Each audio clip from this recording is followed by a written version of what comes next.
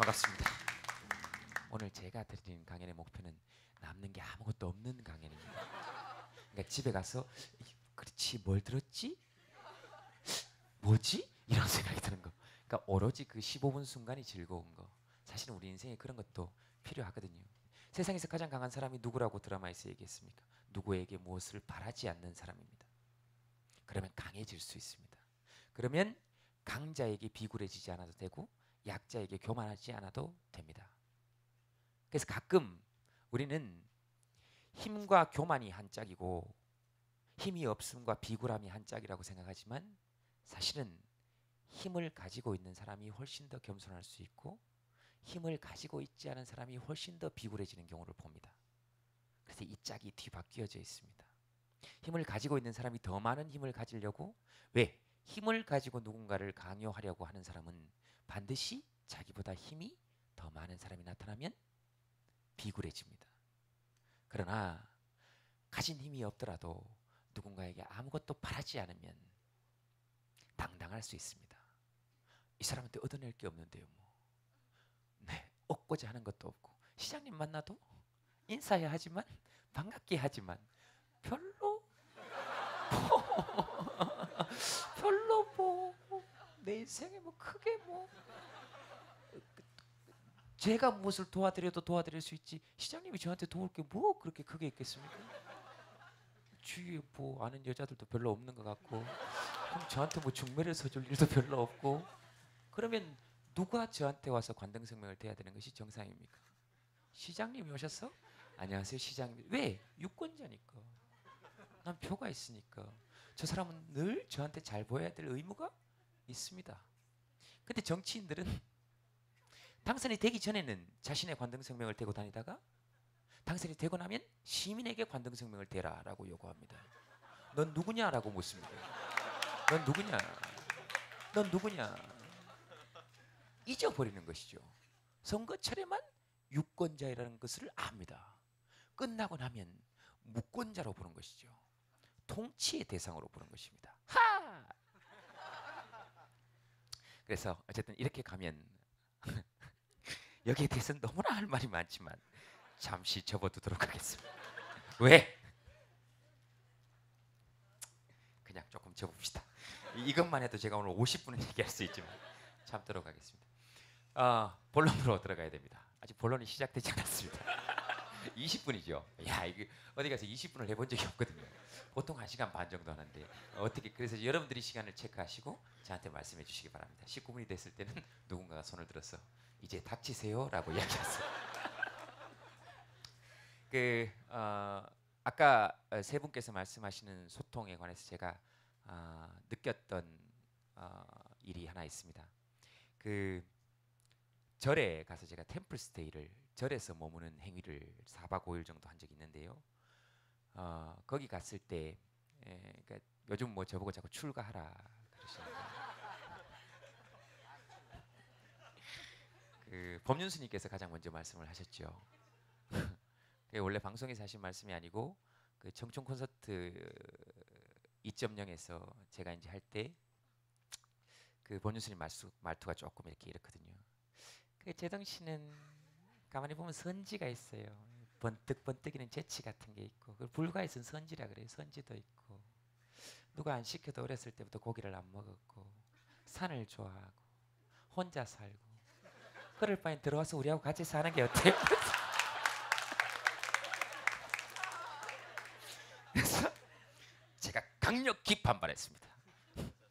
저는 아직 여자를 보면 가슴이 뜁니다. 그래서 출가할 수 없습니다. 그랬더니 스님께서 여자를 좋아하면서 출가를 하면 돼요. 근데 그 스님의 반응보다 훨씬 더 충격적이었던 것은 앞에 있던 여학생들의 반응이었습니다. 장가를 안 간 남자 연예인이 출가를 권유받으면 입에 거품 물고 말려야 되는 것이 사실 우리가 생각하는 상식의 일종입니다. 그러나 모든 사람들이 하나같이 박수를 치며 환호를 보냈다는 것이죠. 아무도 말리지 않았어요. 어쨌든 그래서 이제 절에 가서 그 마음을 정리를 좀 해야 되겠다. 그래서 4박 5일간 어떻게 할 것인가. 그래서 갔는데 거기서 여러 가지 일이 있었지만 제가 마음속에 가장 와닿았던 것은 하나였습니다. 4박 5일 동안 제 머릿속을 떠나지 않았던 한 가지 질문은 뭐 여러 가지 나는 누구인가 뭐 이런 여러 가지 이야기들이 있었지만 늘 음식을 들고 오시는, 거기서는 이제 바라지를 해주시는 분들이라 그러는데요. 바라지에서 오신 분이 이렇게 무릎을 꿇고 이렇게 앉으셨어요. 음식을 이렇게 놓으시고 설명을 하세요. 이 나물은 봄에 지금 어디에서 뒷산에서 뜯어온 나물이고, 그래서 뭘 넣어서 데쳤고 들기름을 썼으며 뭐 이렇게 쭉 설명을 하시고 난 다음에 마지막에 뭐라고 말씀하시냐면 맛보아 주세요라고 말씀하시고 나가십니다. 우리가 보통 잘 쓰는 표현은 아니죠. 우리는 뭐라 그럽니까? 맛있게 드세요 그럽니다. 엄마들도 맛있게 먹어라. 그래서 늘 궁금했습니다. 4박 5일 마치고. 근데 4박 5일 동안 거의 묵언을 해야 되기 때문에 물어보지를 못했어요. 저에게 묵언은 상상도 하지 못할. 나올 때 여쭤봤습니다.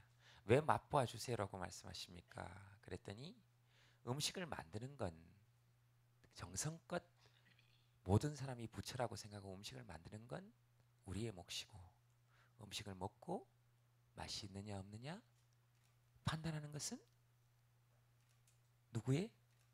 여러분들의 몫이라는 겁니다. 그러니 거기에서조차 강요하지 않겠다라는 것입니다. 그때 제가 느끼고 깨달은 것이 있었습니다. 그런 것이구나. 제가 생각하는 소통은, 또는 사람과 사람이 연결된다는 것은 거기에 있다라고 생각합니다. 그리고 자기의 불안의 요소를 없애는 것도 사실은 거기에 있다고 생각합니다. 제가 말하는 거기란 남의 평가에 지나치게 예민하지 않은 것. 내가 웃기는 말을 했을 때 내가 웃기다고 생각하면 과감히 뱉어내는 것. 웃고 안 웃고는 엄밀히 말하면 그 사람들의 영역이라는 것. 그래서 누가 웃지 않으면 불안해하는 것. 이것도 일종의 폭력이라는 것. 왜 저 사람이 웃지 않을까? 난 어떻게 해야 되지?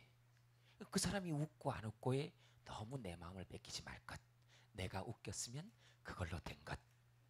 나와 소통했으면 그걸로 끝난 것. 그렇게 조금 시원해질 필요가 있지 않을까 하는 것입니다. 제가 가장 많이 듣는 질문이 어떻게 하면 사람을 웃길 수 있나요? 라는 질문을 가장 많이 듣습니다. 제가 하는 대답이 그렇습니다. 그걸 알면 제가 이렇게 방송에서 주눅이 들어있겠습니까? 그런데 사람을 웃기는 가장 좋은 방법은 자신이 가장 편한 장소에서 자신이 가장 좋아하는 사람을 만나는 것입니다. 저는 솔직히 고백하자면 방송보다는 이렇게 사람들 눈 마주치고 이야기하는 것이 훨씬 편합니다. 여기에서 자랐으니까. 기본적으로 사람을 웃길 수 있는 가장 원초적인 방법은 사람을 좋아하는 겁니다. 그리고 웃기는 사람을 만들 수 있는 가장 원초적인 방법은 그 사람을 편안하게 해주는 겁니다. 여러분들이 흔히 생각하는 것도 유머 있는 남자의 기준이 도대체 뭡니까? 솔직히 여자분들한테 말씀해 보세요. 자기가 마음에 드는 남자 아닙니까? 솔직하게 유머 있는 남자의 기준이 도대체 뭡니까? 지가 좋아하는 남자 아닙니까? 김재동이라는 이런 입에 발린 얘기 하지도 마세요. 진심을 담아서 얘기하든가 뭘 쓰면서 김재동 자기가 좋아하는 남자입니다. 자기가 좋아하는 남자는 무슨 얘기를 해도 웃겨요. 관심이 갑니다. 나쁜 남자 예로 들어볼까요? 나쁜 남자 좋다 그러지 않습니까? 5분 전입니까? 말씀을 하셔도 됩니다. 네, 알았어요. 나쁜 남자 예를 들어볼까요? 자기가 좋아하고 스타일이 좋고 이런 사람이 뭔가 이렇게 쫙 수트를 빼입고 딱 앉아있으면 과묵하고 나쁜 남자라 그럽니다. 자기가 별로 마음에 안 드는 남자가 그렇게 앉아있으면 나쁜 새끼라 그러죠. 말도 없고 이상한 놈이다 그럽니다. 자기가 좋아하는 남자가 말을 많이 하면 얼굴에 어울리지 않게 사교적이다 그럽니다. 자기가 싫어하는 남자가 계속 말을 하면 못생긴 게 나댄다 그럽니다. 아닙니까? 그렇잖아요. 솔직하게 얘기를 해보세요.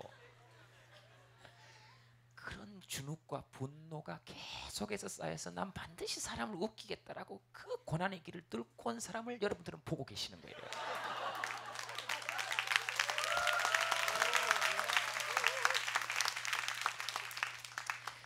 그래서 그 사람을 좋아해주고 그 사람의 말에 귀 기울여주는 것이 유머를 잘하는 사람을 만들어냅니다. 그리고 그 사람을 좋아해야 그 사람을 웃길 수 있습니다. 그러나 살면서 모든 사람을 다 좋아하고 살 수는 없지요. 그래서 처음에 우리가 시작해야 되는 노력은 우리가 시작해야 되는 다른 사람들과의 어울림에서 가장 먼저 생각해 봐야 될 것은 내가 저 사람을 웃기고 싶은가라는 것을 한번 살펴보면 답은 간단하게 나옵니다. 웃기는 마음이 들지 않는 사람에게 억지로 가서 웃겨라라는 얘기가 아니죠. 그 전날 밤새도록 나를 고문하고 날개 꺾기를 하고 사찰하고 밟고 때리고 이랬던 사람한테 코피를 줄줄 흘리면서 여기 눈에 멍이 시퍼렇게 들어서 그 사람한테 가서 재밌는 얘기인데 한번 들어보실래요? 이렇게 얘기할 수 있는 사람은 없습니다. 그러나 그런 상대방을 향해서 첫 번째로 할 수 있는 것은 날카로운 비판과 풍자입니다. 날카로운 비판과 풍자 이후에 찾아오는 여유, 그것이 그 둘도 화해하게 만듭니다. 즉 다시 말해서 잘못을 저질렀거나 또는 상대방과 무엇인가 의견을 나누고자 하는 사람은 비판과 풍자와 유머와 웃음을 허용해야 합니다. 누가? 상대적으로 봤을 때 힘이 있다고 생각하는 쪽에서, 갑 쪽에서. 갑과 을의 대화에서 소통이 이루어질 수 없다는 것에 대해서 95% 정도 공감합니다. 네. 갑 쪽에서 먼저 자신의 기득권을 내려놓아야 합니다. 쉽지 않죠. 그래서 그 기득권을 과감히 내려놓고 대화하자라고 끊임없이 요구할 수 있는 것은 사실은 비판과 풍자입니다. 웃기게 때리는 것이죠. 웃기게 때리는 것. 웃겨야 됩니다. 상대가 강할수록 웃겨야 돼요. 예전에 정조 때 정조를 비방하는 벽서가 붙은 적이 있습니다. 그랬더니 이 대신들이 난리가 났어요. 이놈 이거 잡아서 죽여야 된다. 그랬더니 정조가 한 얘기가 있습니다. 과인이 잘못해서 이런 벽보가 붙은 것이니 과인이 잘하면 이 벽보는 당연히 사라질 것이 아닌가. 경들의 손을 빌려 백성의 뜻을 가로막는 것이 아니라 과인이 잘하여서 자연스럽게 이 벽보가 없어지게 하는 것이 순리이며 도다라고 얘기했습니다. 정확하지 않습니다. 그러니까 찾아보지 마세요. 대충 붙인 겁니다. 정조인지도 확실하지 않습니다. 조선의 한 왕 정도로 정정하였습니다. 그런 것이죠. 그런데 하물며 21세기에 벽에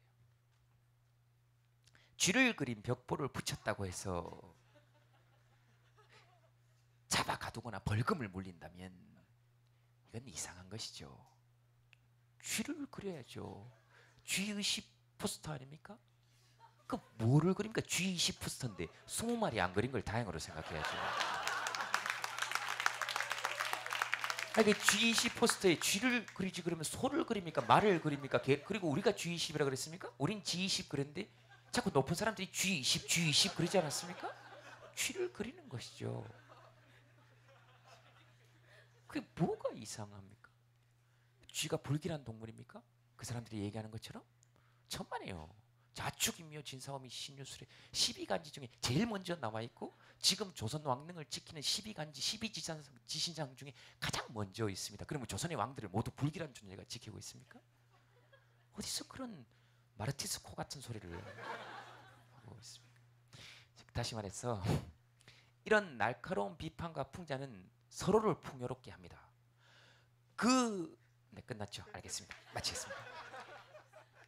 그 완고한 시절이던 조선시대에조차도 탈을 쓰고 양반들을 풍자하는 것이 허용됐습니다. 왜? 그것이 사회를 유지시킨다는 것을 누구보다도 잘 알고 있던 것이 사실은 권력층이었습니다. 이런 비판과 풍자 정도도 허용하지 아니하면 그 사회는 무너집니다. 그래서 제가 마무리 짓겠습니다. 사실은 뭐 준비하고 올라온 게 아무것도 없기 때문에 20분에 맞추거나 이렇게 하지도 않았습니다. 왜냐하면 끝내라 그러면 끝내면 되니까. 남는 거 아무것도 없죠. 그냥 없이 그냥 하면 됩니다. 그래서 웃고 살잖아. 될 수 있으면 현실이 좀 어렵고 힘들더라도 회피하는 웃음이 아니라 직시하면서, 다만 그 중간에 분노하면서도 그 분노에 휩싸이는 것이 아니라 분노는 분노대로 가서 사회를 바꾸는 방향대로 헌신하고, 그 다음 나는 또 행복해야 됩니다. 그러니 웬만하면 좀 또라이 소리도 들어도 되니까 웃으면서 살자.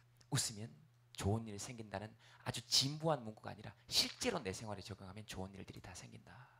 버스 타고 갈 때 막 너무 끼어서 막 너무 힘들 때, 막 미치겠을 때 막 돌아버리겠다 정말. 그리고 옆을 봤는데 막 키 큰 남자 겨드랑이가 보이고 그럴 때 막 미칠 때, 이럴 때 웃으시면 돼요. 넓게 가실 수 있습니다. 이렇게 웃으시면 돼요.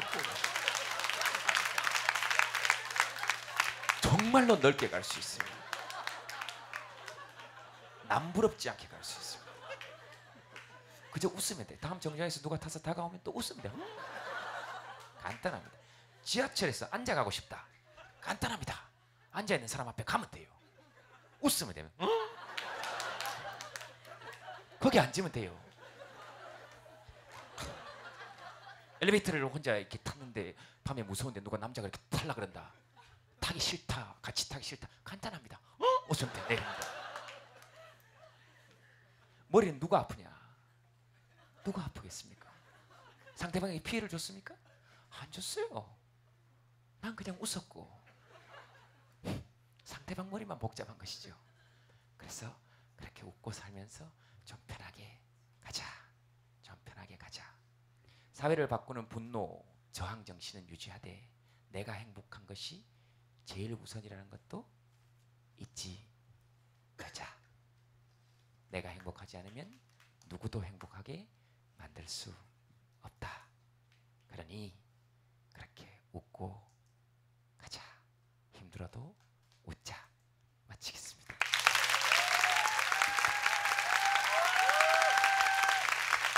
감사합니다. 고맙습니다. 시간이